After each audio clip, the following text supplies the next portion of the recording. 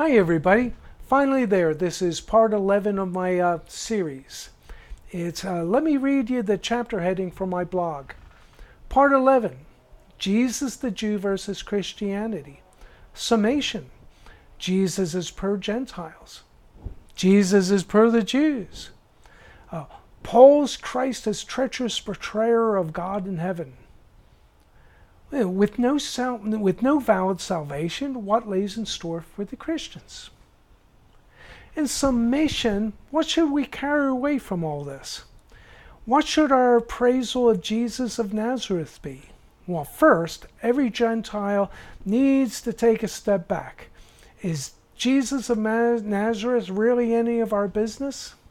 Yes, historically and intellectually we may be curious, but we really need to return proprietary rights to Jesus back to the Jews. Now, I do agree with many to most modern Jews that the legacy of Jesus of Nazareth should not be overly emphasized.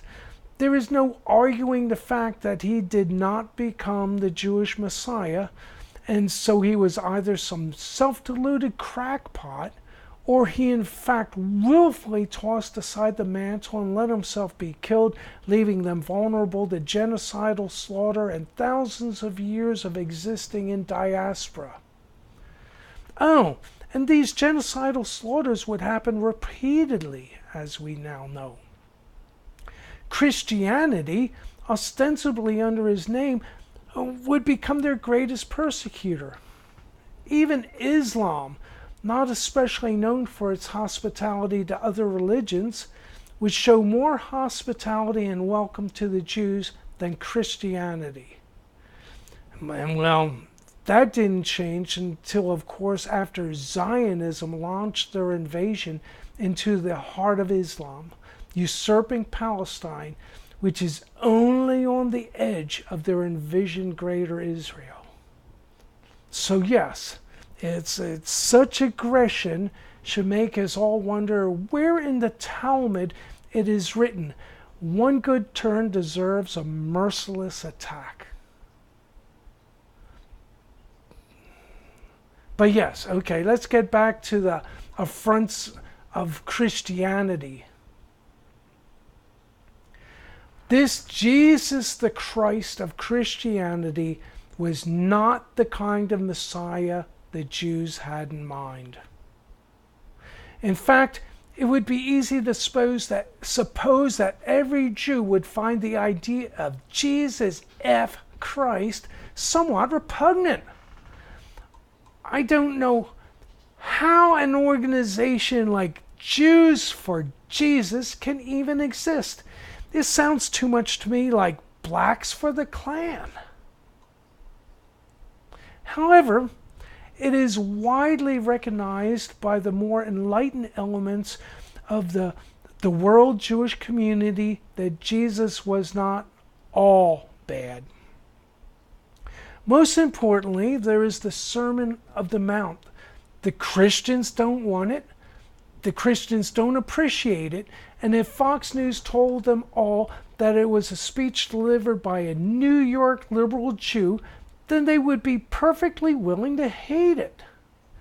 The sermon is in fact a representative expression of Judaic social morality, and the Jews should own it.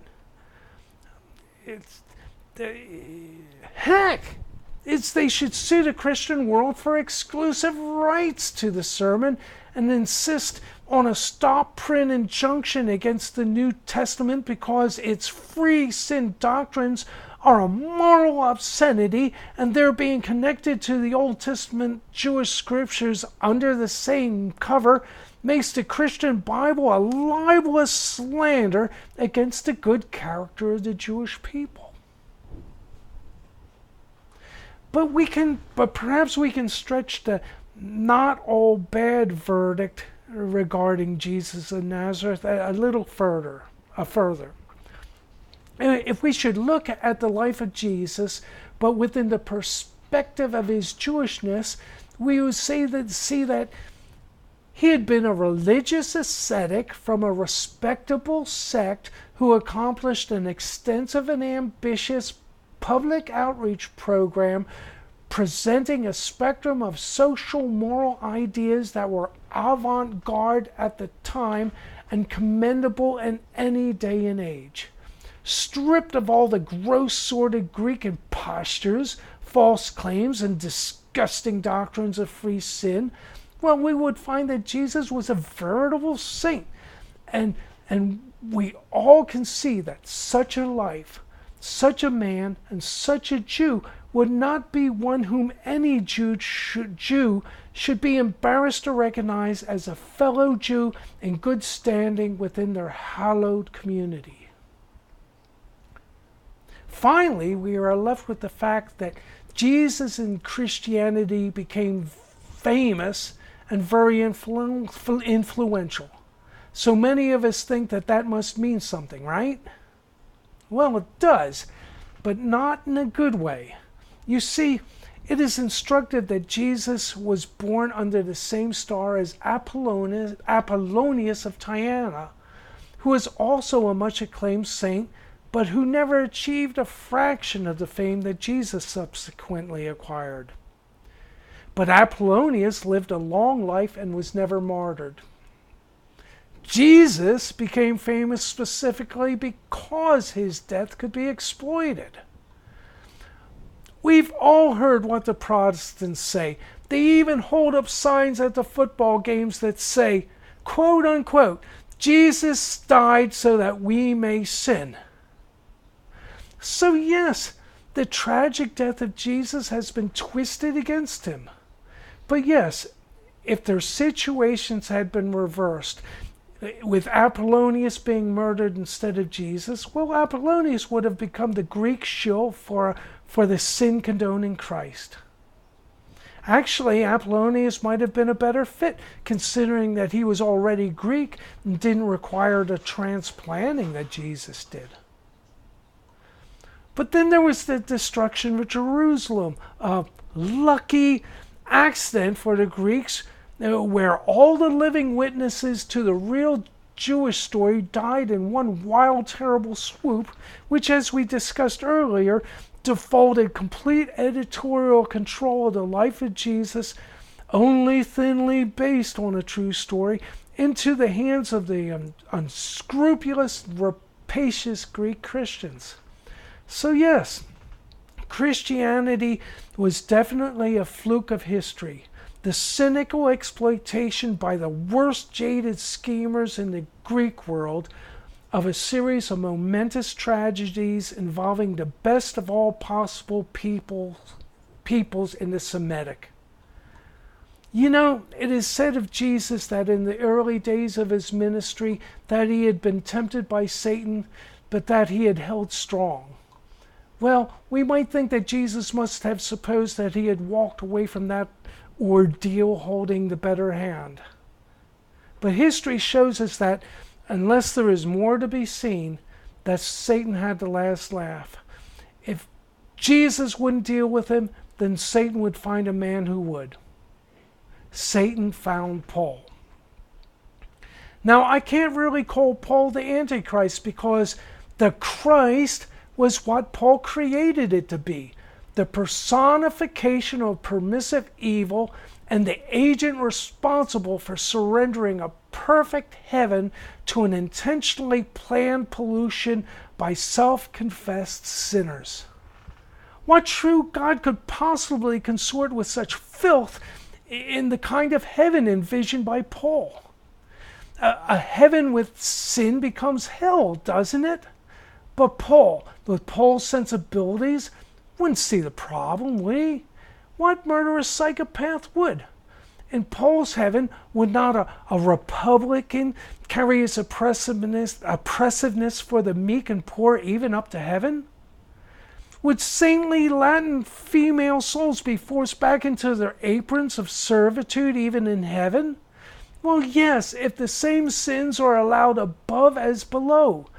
Wouldn't sins forgiven on earth be forgiven in heaven also?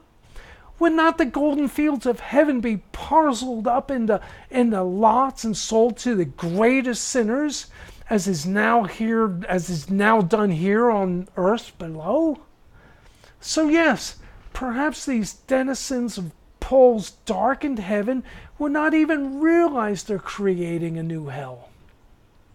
But their righteous and pure souls would know. God would know. God would have to become a refugee in his own universe. He would take the pure and the righteous souls with him. It would be a paradise lost and the start of a long wandering until God could find a place of purity far enough and high enough away so it could be secure against the betrayal of his treacherous son, the Christ. So no, Paul is not the Antichrist, but what we need to realize is that his Christ is a monster. With a Christ like that, it would be the Antichrist we would be cheering for, wouldn't it? But in terms of the Judaic view, Paul was clearly the anti-Messiah, the anti-Jew, the anti-anything that is good, wholesome, upright, and decent. It should come as no surprise to us that all around the world today it is the Christians who are standing in the way of a socially moral, just and fair world. When the day of judgment arrives, God's job can be an easy one.